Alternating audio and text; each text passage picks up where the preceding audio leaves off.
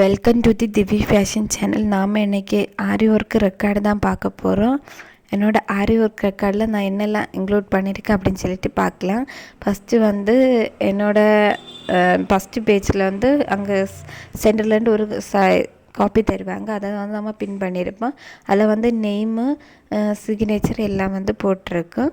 இதில் இது நான் படித்தது எம்ஓடி ஒரு 1.5 மாத கோர்ஸ் தான்.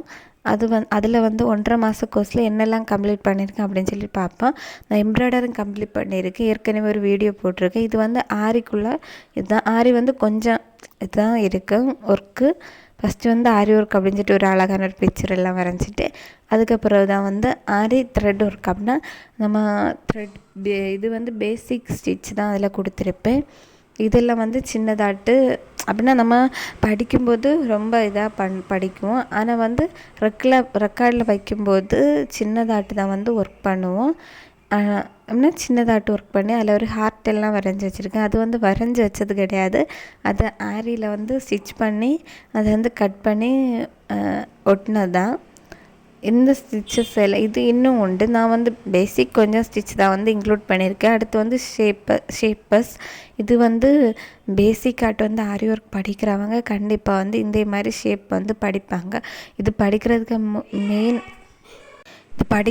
மெயின் மோட்டிவ் அந்த ஷேப்பை வார இடத்துல நம்ம அடுத்தது கண்டினியூ பண்ணும்போது அந்த கரெக்டாக முக்கெல்லாம் கரெக்டாக இது பண்ணி எடுப்போம் அப்படின்னு சொல்லிட்டு அப்போ நம்ம ஒர்க் பண்ணும்போது கிளியராக நம்ம என்ன பிக்சர் ஒர்க் பண்ணாலும் அது நீட்டாக இருக்குது. இதில் 2 லைன் த்ரெட்லேயும் படிப்போம், சில்க் த்ரெட்லேயும் சரி த்ரெட்லேயும் நம்ம ஸ்டிச் படிப்போம்.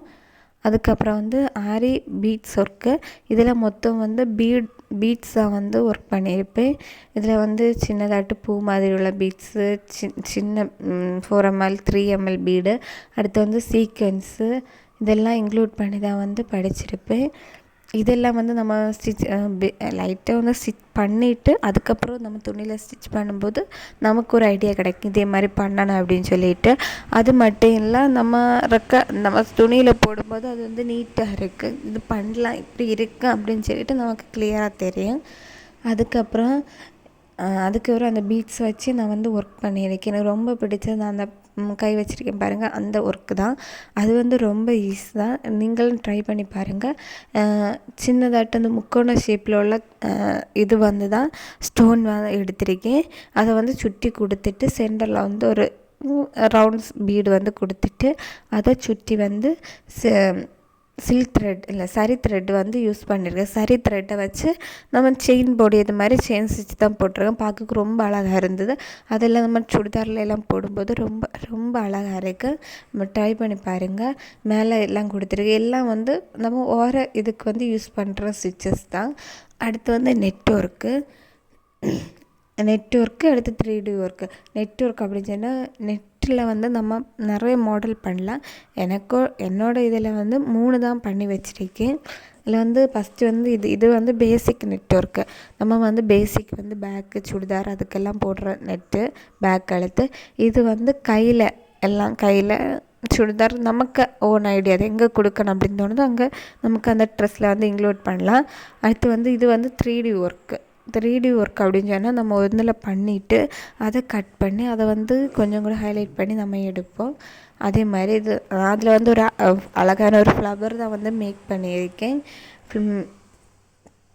பாருங்கள் இவ்வளோ அழகாக இருக்குன்னு. அதுக்கப்புறம் ஹேண்ட் ஆரி ஒர்க் அப்படின்னா ஒரு கையோட நம்ம ஹேண்டுக்கு போடுற ஒரு சிம்பிள் ஒர்க் தான் போட்டிருக்கேன்.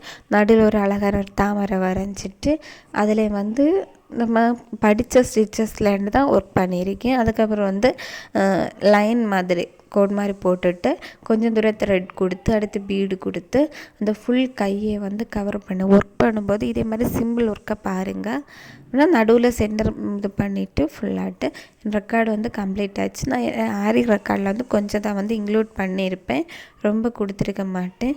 ஃபைனலாட்டு தேங்க்யூ அப்படின்னு சொல்லிட்டு எனக்கு ரெக்கார்டு முடிச்சுட்டு எனக்கு ரெக்கார்டு எம்ப்ராய்டரி ஆரி சேர்ந்து தான் இருக்குது. அதனால தான் ரொம்ப ஆரிக்குள்ளே பேஜஸ் கிடையாது.